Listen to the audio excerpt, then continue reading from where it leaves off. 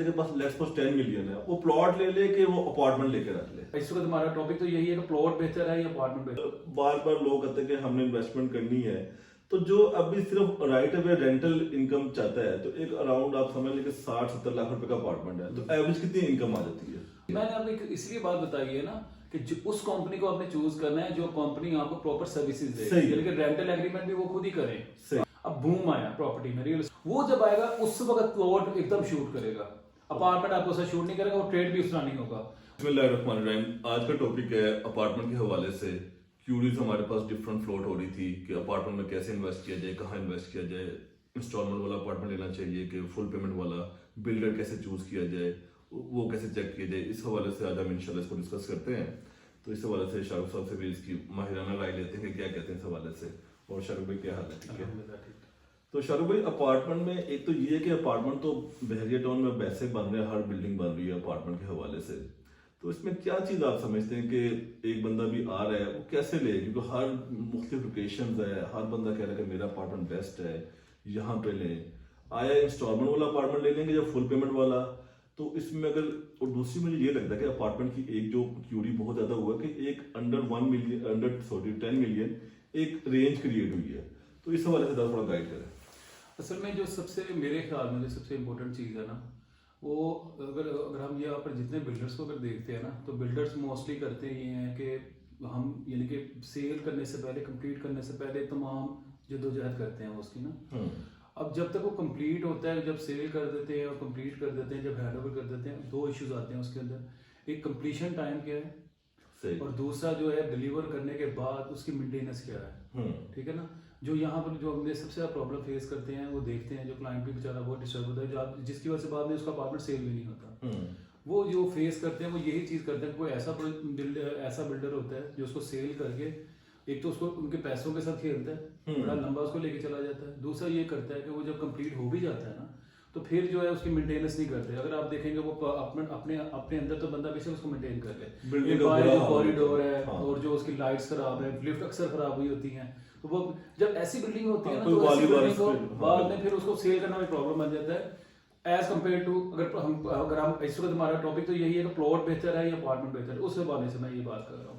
अच्छा, लेकिन जिस तरह अब एक बेड और लाहौर की बात करते हैं, यहाँ मिनिमम अगर 5 मरले का घर ही है, वो आपने लेना तो आपको 2 करोड़ में चाहिए मिनिमम। अपार्टमेंट ने कैटेगरी क्रिएट की कि यार मैंने रहना है बेड टाउन में, छोटी फैमिली है या कोई सिंगल बंदा भी है, तो 50 लाख से स्टार्ट हो जाता, 60 लाख से स्टार्ट हो जाता। तो वो एक जो क्रिएट कैटेगरी, उसको फिर लोगों ने बिल्डर से कैश भी कर रहे हैं। तो फिलहाल फ्यूचर के हवाले से अगर एक बंदे के पास लेट्स सपोज 10 मिलियन है, वो प्लॉट ले ले कि वो अपार्टमेंट लेके रख ले। असल में ना एक थोड़ी सी हमें ये चीज़ क्लियर करनी चाहिए कि मोस्टली ना अगर आप देखेंगे ना बहरेटा में जितने भी अपार्टमेंट्स हैं, बिल्डिंग्स हैं, वहाँ पर मोस्टली फैमिलीज नहीं है। यहाँ पर वो लोग हैं जिन्होंने जिस तरह कोई शॉप ले लेते हैं, ठीक है, तो यानी कि इन्वेस्टर टाइप लोग हैं ज्यादातर, जो वो ये कहते हैं वो रेंटल के पर्पस के लिए जाते हैं, और वो टारगेट उस मार्केट को करते हैं जो मार्केट में वोकेशनल आना है, यहाँ पे कोई फंक्शन वगैरह है, या हमारे बहरिया में कोई रह रहा है, उसकी कोई फंक्शन है तो उन्होंने कोई अपने गेस्ट को बुलाना है, तो वो फिर देखते हैं कि अफोर्डेबल जो चीज़ है वो अपार्टमेंट बेहतर होता है एज कम्पेयर टू अगर कोई होटल वगैरह में जाए हम तो, क्योंकि वो होटल के अपने कोई SOPs होते हैं। इसलिए हम ये देखते हैं कि पहली बात तो ये है कि ब्रांड अगर हम फैमिलीज को देखें वो 5% होगा, तो फैमिलीज के पॉइंट ऑफ व्यू से होगा। बाकी नॉर्मली यही है कि भाई मैंने अपार्टमेंट लिया, मैं इस्लामाबाद में रह रहा हूँ, मैंने आना कभी कभार लाहौर में, तो मेरे पास एक ठिकाना होगा, मैं उधर जाकर आराम से, और बाकी जो दिन है मैं उसको रेंट आउट करूंगा। और जो रेंटल पार्टीज आ भी रही है ना, उसमें या तो एक तो पर डे के साथ है, जो दूसरी पार्टीज आ रही है जिसकी जॉब 2 महीने के लिए होगी, 3, या किसी का घर बन रहा है, या कोई काम के सिलसिले में आ गया, हॉस्पिटलाइज हो गए, तो रेंट तो आपको अच्छा आ जाता है। लेकिन पार्टी वो जिस तरह आम घरों की साल का कॉन्ट्रैक्ट हो गया, 2-2 साल का, रेंटल आपको इनकम तो अच्छी है ही है, लेकिन इस चीज को जरा कैटर करना जरा मुश्किल हुआ होता है कि यार पार्टी बार बार चेंज हो रही है, बार बार आ रहे हैं। आज तो इसमें दोनों ऑप्शन आ रही है, फर्निश भी है, नॉन फर्निश भी है, लेकिन मैंने देखा है अभी भी 70-80% जो अपार्टमेंट बिल्डर्स के बने हुए हैं, अब तो लोग बिल्डर उसमें ना कोई बाद में ना उतना मेंटेन नहीं रखा वो। असल में मैंने जो पहला मेरा पॉइंट था ना वो यही था कि हमें सबसे पहले जो चीज़ देखने वाली है ना, वो ये देखने वाली है कि बना कौन रहा है, बिल्डर कौन है, कंपनी कौन सी है। क्योंकि हमारे लिए जो सबसे चीज़ देखनी है वो ये देखनी है कि उनकी टाइम फ्रेम ठीक होना चाहिए बनाने का, उसके बाद उसकी मेंटेनेंस। अच्छा, इसके एक और प्रॉब्लम उनसे वो भी पूछा जाता है कि प्रॉमिस किया है कि बाद में कौन मेंटेन करेगा। हाँ, देखो ना अभी तकरीबन 80% बहरी में ऐसी बिल्डिंग्स हैं जिनका कोई वाली वारस नहीं है, ठीक है ना, वो आप जाएंगे खाक उड़ गया वहाँ पर। अब पॉइंट ये है कि जब कोई बंदा परचेज करता है उसको ये भी प्रॉब्लम होती है कि यार उसको मिस यूज ना किया जाए। जो आपको पता है कि यहाँ पर जो मिस यूज करते हैं बिल्कुल लोग, ये चाहते हैं कि यार हमारी चीज है तो वो एक फैमिली पर्पस के लिए एक अच्छे पर्पस के लिए यूज। बिल्कुल।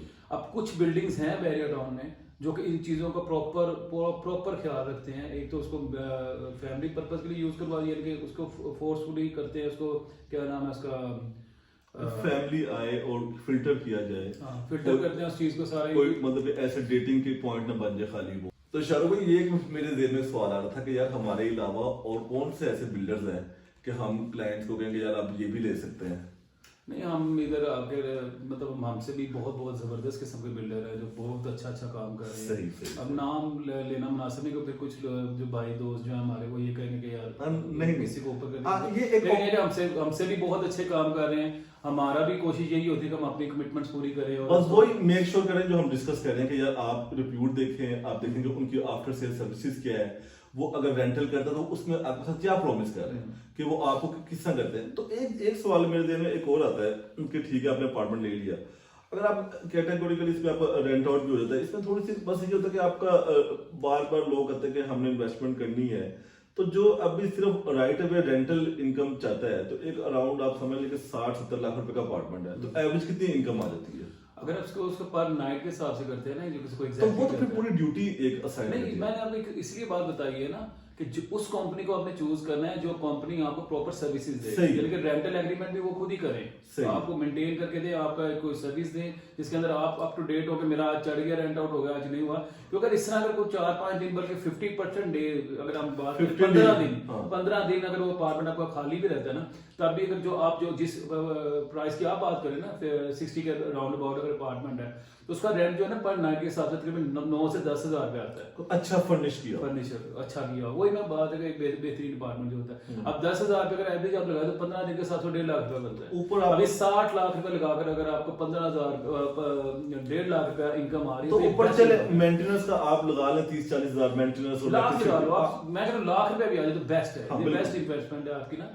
अच्छा इसके बाद ना अगर आप बात करें प्लॉट्स की, अच्छा देखिए जो कुछ ऐसे से जो मामला चल रहे हैं ना रियल एस्टेट के, वो ये चल रहे हैं कि प्रॉपर्टी में अभी बूम नहीं आ रहा, काफी 2-3 साल हो गए। अब आगे भी जो नजर आ रहा है वो सिलेक्टेड जगह को छोड़ के तो यानी कि स्टेबिलिटी नजर आ रही है, अपवर्ड कर्व नॉर्मल का प्राइस जा रहा है, स्टैग्नेंट है बिल्कुल। हाँ, तो इसलिए ना इसका ये बेनिफिट हो जाता है कि आपका जो ना रिटर्न आ रहा है साथ साथ। मिसाल अगर आपने 1,60 लाख रुपए लगाया, 1 करोड़ रुपए का अपार्टमेंट लिया तो आपको मंथली इनकम आ रही है। हाँ, चले अगर आप पर नाइट वाला सिस्टम नहीं भी करते लेकिन फिर भी उसका एक रेंट एक 5 मरले घर के बराबर आ जाता है, 50-60 हजार रुपया वो आपको आ जाता है, तो वो कुछ सालाना आपको कुछ 6-7 लाख रुपया वो आपको ये अपार्टमेंट दे सकता है। तो बस इसका एक पॉइंट है, अगर हम इसको इस तरह कंपैरिजन करें, एक इसका ड्रॉबैक होता है कि अगर हम इस तरह करें कि प्लॉट ले, आपने प्लॉट लिया मैंने अपार्टमेंट लिया, अब बूम आया प्रॉपर्टी में, रियल एस्टेट में जो आता है जब आपको 6-8 महीने साल आता है, वो जब आएगा उस वक्त प्लॉट एकदम शूट करेगा, अपार्टमेंट आपको ऐसा शूट नहीं करेगा, वो ट्रेड भी उस तरह नहीं होगा। उस वक्त जो है ना यानी कि जो आपका बूम प्रॉपर्टी का आता है उस वक्त आपका प्लॉट बेस्ट है, उस वक्त आपकी वो चीज ज्यादा रिटर्न देती है। और दूसरी बात ये कि कंस्ट्रक्टेड प्रॉपर्टी थोड़ी सी मुश्किल होती है, इसकी जो स्पीड होती है बिकने की कंपैरेटिवली प्लॉट की। प्लॉट आपका नक्शे पे बिक जाता है, आपको इसके लिए बार बार आपको आना पड़ता है, लोग आएंगे देखेंगे। एक तो ये बात होगी।